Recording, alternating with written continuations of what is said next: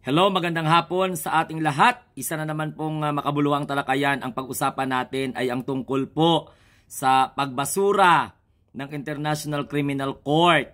Diyon po sa Jurisdiction Challenge ng Defense Council na pinamunuan po ni Kaufman, no? Sa kasong kinakaharap ni Rodrigo Roa Duterte sa International Criminal Court.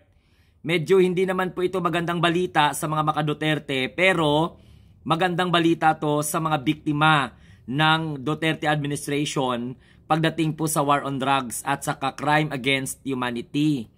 Dahil po ayon sa balita, sa motion po ng kampo ni Rodrigo Roa Duterte, iginiit po nito na wala daw pong jurisdiction ang International Criminal Court sa dating Pangulo dahil hindi na miyembro ng korte ng ICC ang Pilipinas.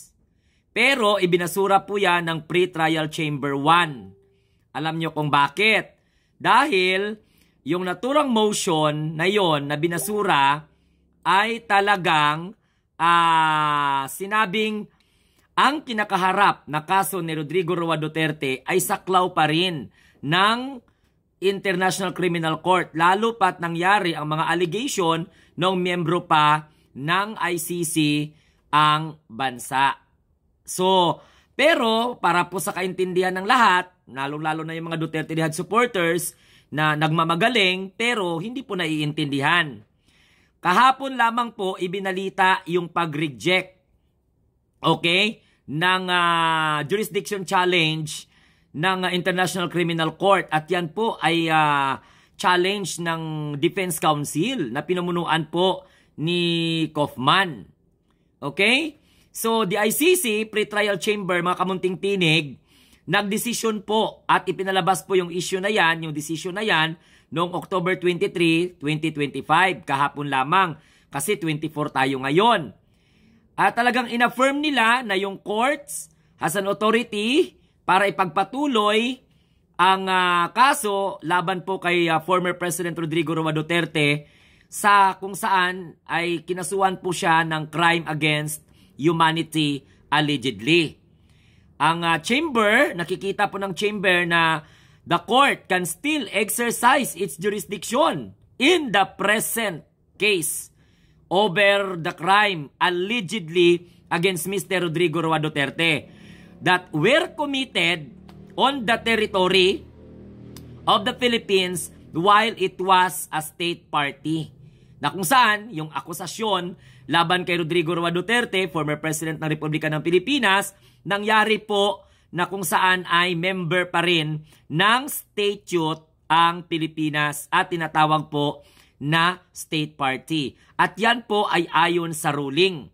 At yung ruling na yan, mga kamunting tinig, napaloob po yan sa 32 pahina na desisyon ng Pre-Trial Chamber 1. At sinabi po dito na the Pre-Trial Chamber 1 also turned down, rejected, binasura, binaliwala yung request ng defense para i-postpone ang pag-issue ng desisyon habang inihintay po ang determination of Duterte's ability to participate in the pre-trial proceeding.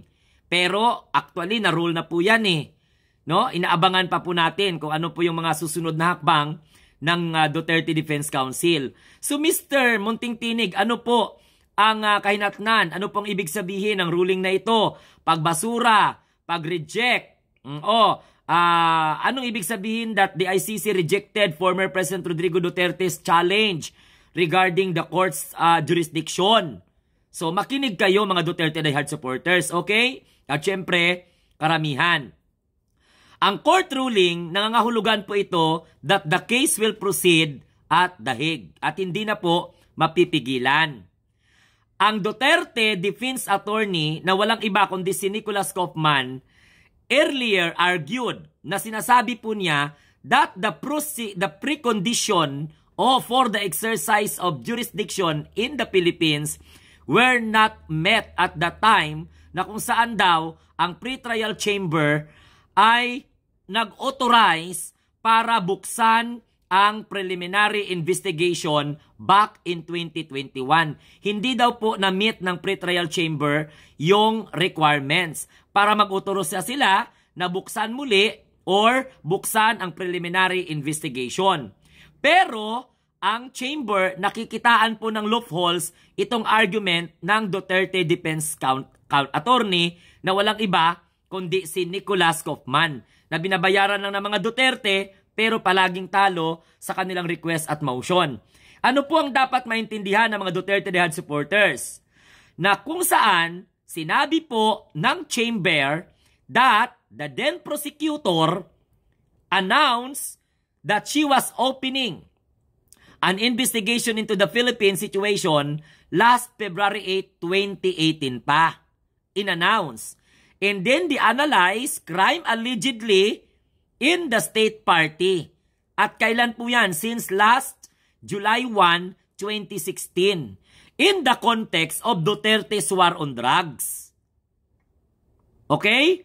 So, di ba, may kampanya po ang Duterte administration ng tukhang war on drugs campaign. Sabi pa nga, uubusin sa loob ng 6 na buwan. Tatapusin ang problema ng bansa sa droga sa loob po ng 6 na buwan na hindi naman po talaga na isakatuparan ni Rodrigo Duterte.